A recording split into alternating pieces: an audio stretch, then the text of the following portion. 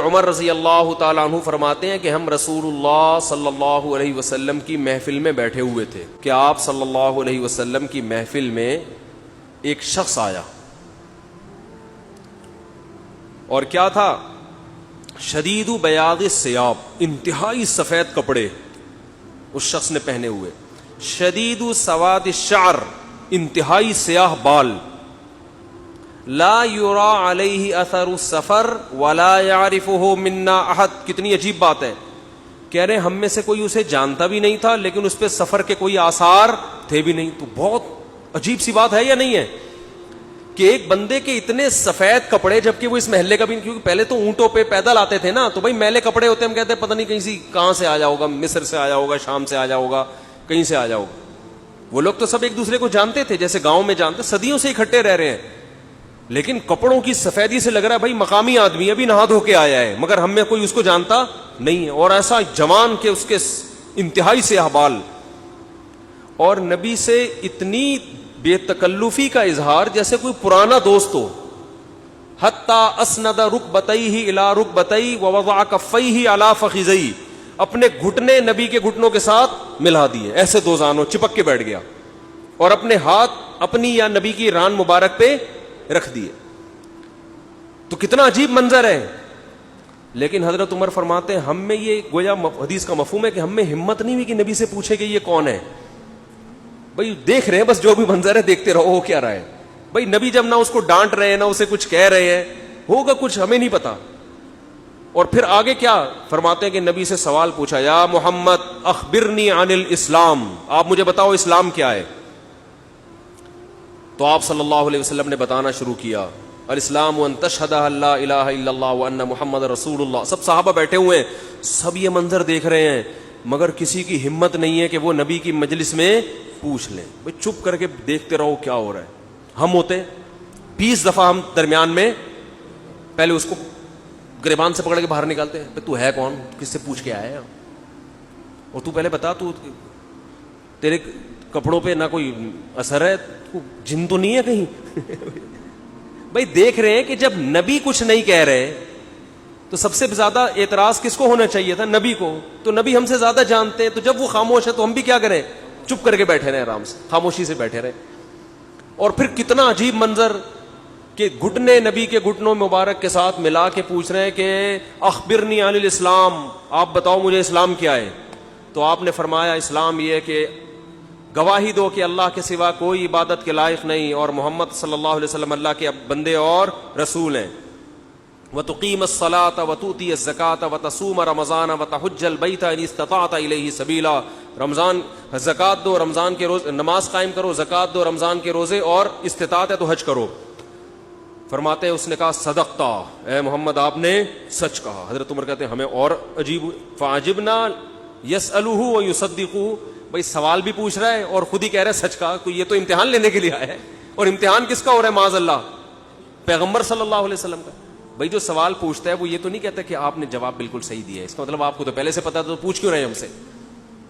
لیکن کسی صحابی میں یہ ہمت نہیں ہو رہی کہ نبی کے محفل میں سوال پوچھیں کہ یا رسول اللہ جب یہ پوچھا کیوں اس نے، یہ تو معاذ اللہ آپ کا امتحان لینے آیا گویا۔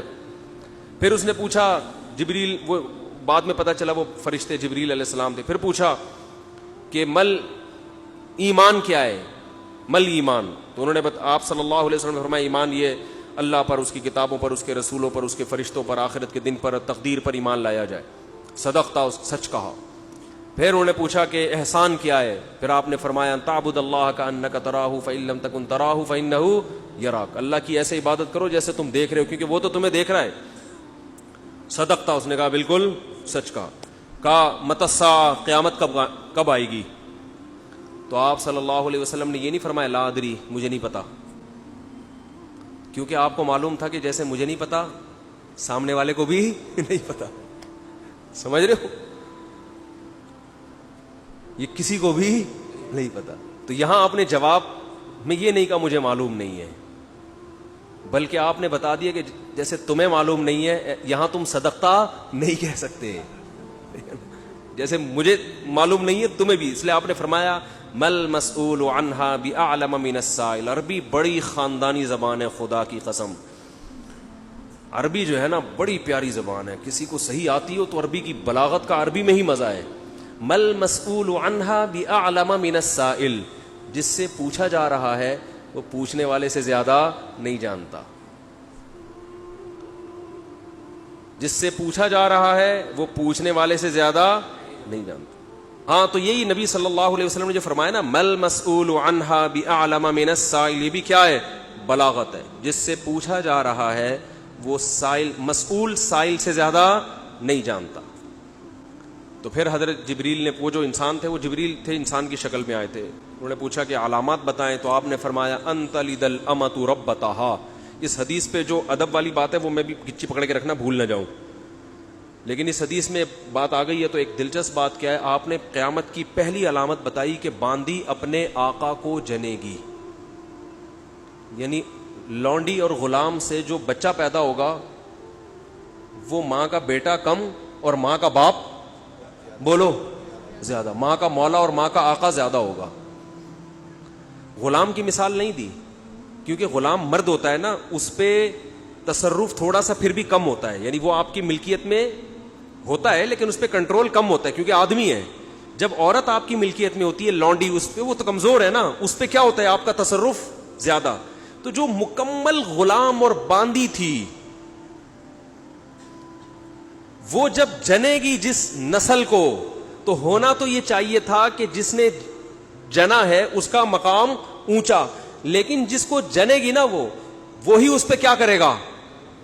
یعنی ماں کا تو ایسا حق ہے نا, ماں کو تو ساری دنیا جانتی ہے نا کہ ماں نے کیسے گود میں پالا, کیسے جنا, اور لوگ ماں کے تانے دیتے ہیں نا.